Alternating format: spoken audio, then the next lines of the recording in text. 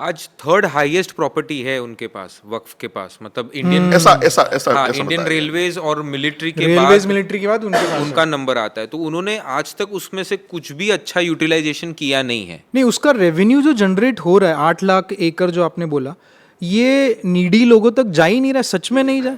ये भू माफिया, जमीन का करप्शन करने वाले लोग जो है उनका डिपार्टमेंट रहा है वक्फ हमेशा से। ये जो प्रॉपर्टी किसने दान की है, तो वो फिर पूछता, ये दान की किसने, इतनी महंगी प्रॉपर्टी 200-300 करोड़।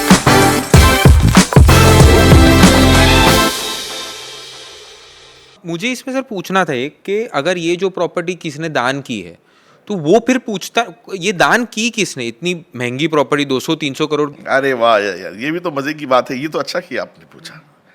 देखिए क्या है, दो तरह की प्रॉपर्टी वक्फ बोर्ड के पास है। आमतौर से मीडिया वाले ये सवाल मुझसे पूछते नहीं है। एक आध बार पहले पूछा, एक आज मैं जवाब दे देता हूँ इसका। एक प्रॉपर्टी तो सच में वो है कि हम 3-4 भाई हैं, किसी एक भाई ने औलाद नहीं हुई, बीवी नहीं थी, शादी नहीं की, अपनी प्रॉपर्टी ईश्वर के नाम पर दे दी। यार मैं क्या करूँगा, भाई भतीजों के पास भी बहुत है, छोड़ो दे देता हूँ।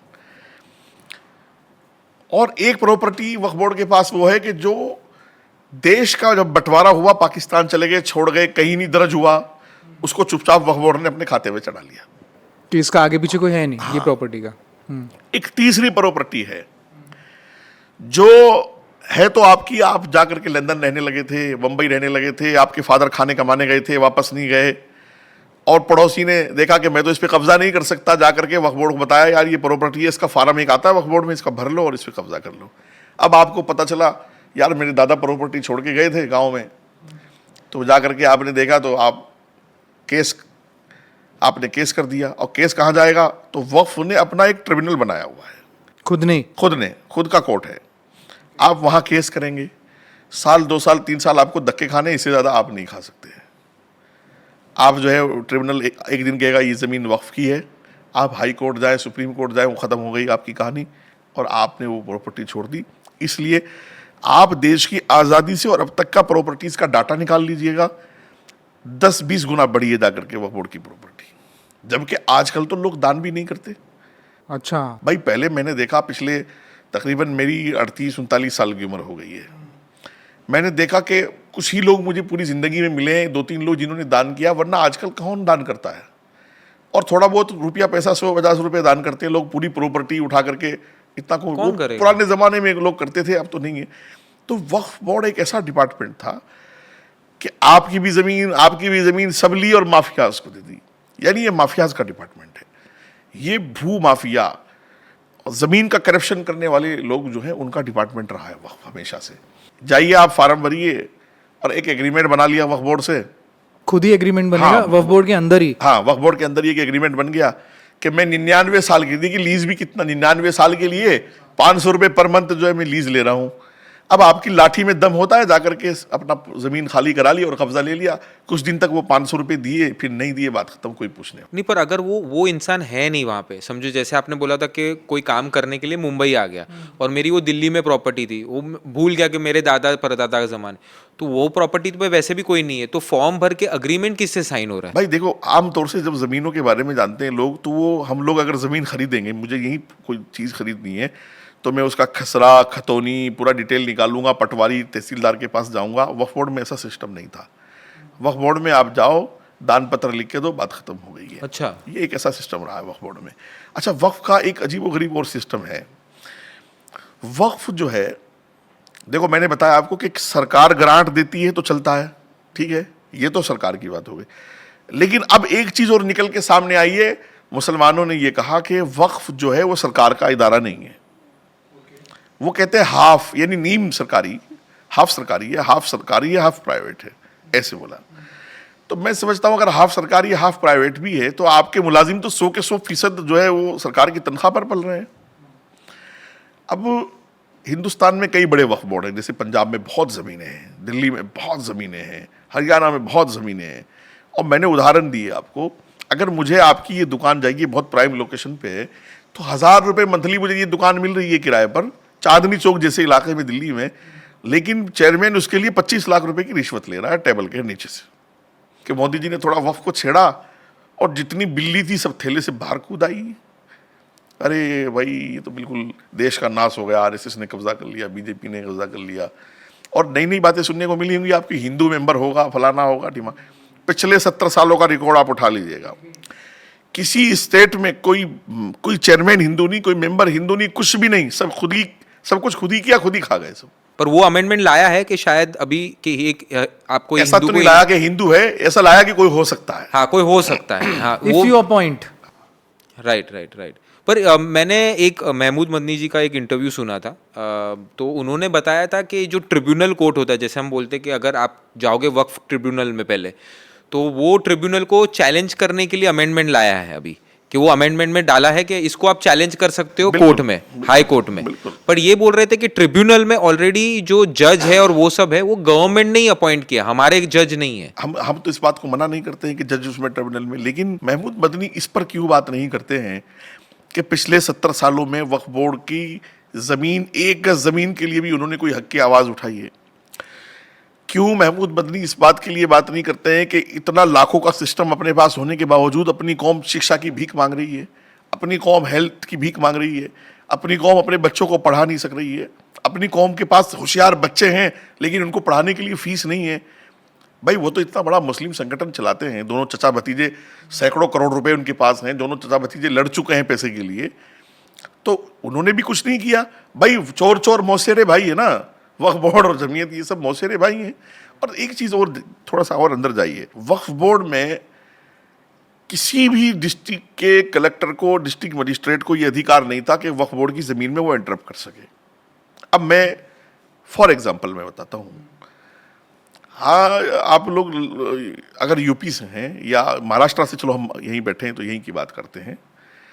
महाराष्ट्र के एक लास्ट कोने में वक्फ बोर्ड की जमीन का एक मसला है। अब जो हमारा वक्फ का मेरे ख्याल ऑफिस होगा वो महाराष्ट्र में 2 जगह होगा, ज़्यादा मुंबई में होगा और एक आध नागपुर में हो सकता है, 2 से 3 जगह, इससे ज़्यादा नहीं होगा पूरे महाराष्ट्र के लिए। अगर कोई वक्फ बोर्ड की जमीन का इशू है तो वो 1000 किलोमीटर से ज्यादा का सफर करके मुंबई कितनी बार आ सकता है? कोई गरीब आदमी होगा, ये मजदूर होगा, पूरे साल में कितनी बार आ सकता है? वो नहीं आ सकता। अपने डिस्ट्रिक्ट मजिस्ट्रेट के यहाँ तो वो सुबह शाम दरवाजा खटखटा सकता है। डिस्ट्रिक्ट मजिस्ट्रेट को रेवेन्यू के बारे में पूरा पता है, जमीनों की लोकेशंस के बारे में पता है, भू माफियाज की पूरी लिस्ट उसके डिस्ट्रिक्ट की पूरी उसके पास होती है कि कौन क्रिमिनल है कौन नहीं है। हम क्यों चाहते हैं ऐसा कि डिस्ट्रिक्ट कलेक्टर जो है उसमें इंटरप्ट ना करे? क्योंकि हम चोर हैं इसलिए चाहते हैं। हम चाहते हैं कि गरीब आदमी लखनऊ, कहाँ मुजफ्फरनगर है, कहाँ लखनऊ है, 600 किलोमीटर, मुजफ्फरनगर सहारनपुर से लखनऊ 600 किलोमीटर, आदमी वक्फ के मुकदमे में कितनी बार जा सकता है? तो हम क्या चाहते हैं कि डिस्ट्रिक्ट मजिस्ट्रेट उसमें इंटरप्ट ना करे, और जिस तरह काला बाजारी, चोर बाजारी चल रही है, वो वक्फ का एक पर्चा चुपचाप लाइए और जाकर के दुकानों पे कब्जा कर लीजिए, जाकर के जमीनों पर कब्जा कर लीजिए। हम चाहते हैं कि ये जुका तो चलता रहे। नहीं, IAS अफसर जो भी डिस्ट्रिक्ट कलेक्टर लगता है उसको ही वक्फ की जमीनों का भी अधिकार होना चाहिए, ताकि उसकी नॉलेज में एक एक बात रहे कि हमारी कितनी जमीन किस लोकेशन पर है, कहाँ है, और वो अभी किसके कब्जे में है। तब जाकर के वक्फ का उद्धार होगा। एक बात, हम हिंदू मेंबर क्यों नहीं चाहते हैं उसमें? या तो आप खुल करके ये कहिए कि हमें हिंदुओं से नफरत है, हिंदुओं से एलर्जी है, हम हिंदुओं से कारोबार करना चाहते हैं, हम हिंदुओं के यहाँ उठबैठ करना चाहते हैं। अगर मैं कपड़ा मुसलमान से खरीद रहा हूं तो मेरा टेलर हिंदू है, मैं हिंदू से रात दिन बिजनेस कर रहा हूं, और जब चुनाव आएगा, इलेक्शन आएगा या इस तरह के मुद्दे आएंगे तो हिंदू और मुसलमान के बीच में एक बड़ी दीवार खड़ी कर दी है तुमने। या तो देखिए, आप डबल स्टैंडर्ड में नहीं चल सकते, आप एक स्टैंडर्ड को अपनाइए।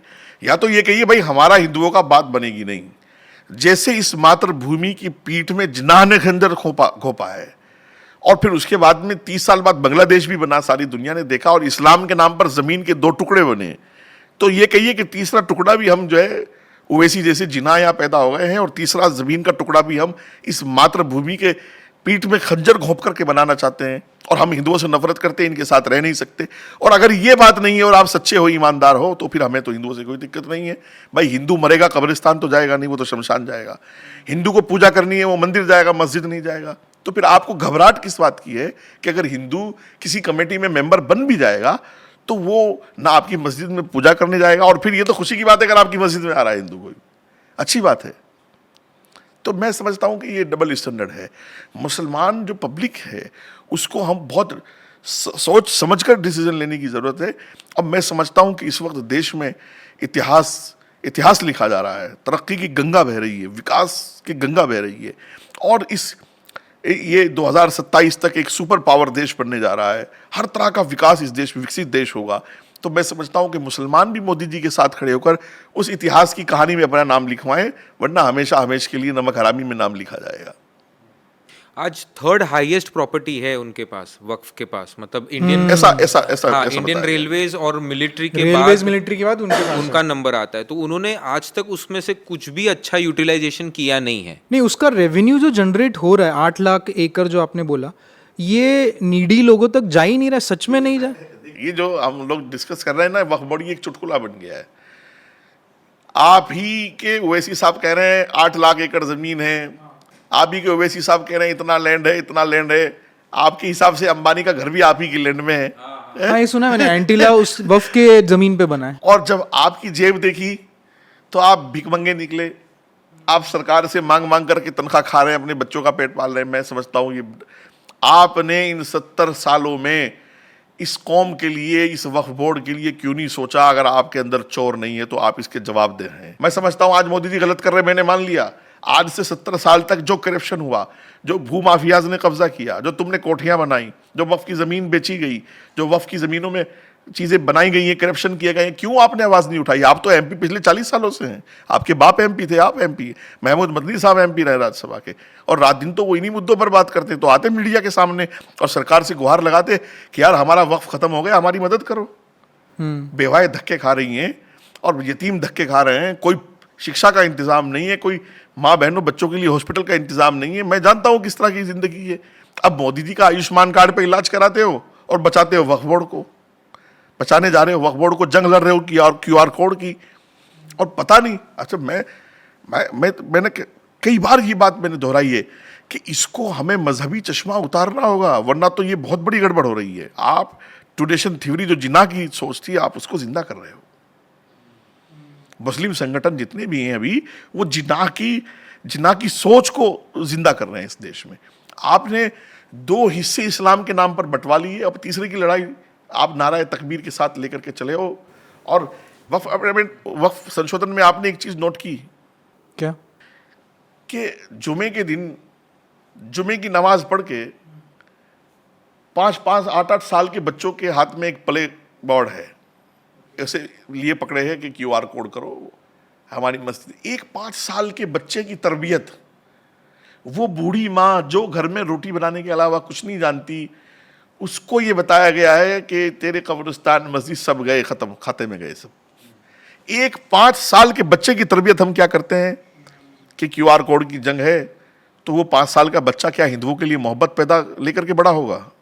वो तो बड़ा नहीं होगा इस तरह। वो तो हिंदुओं के लिए एक नफरत लेके पैदा होगा।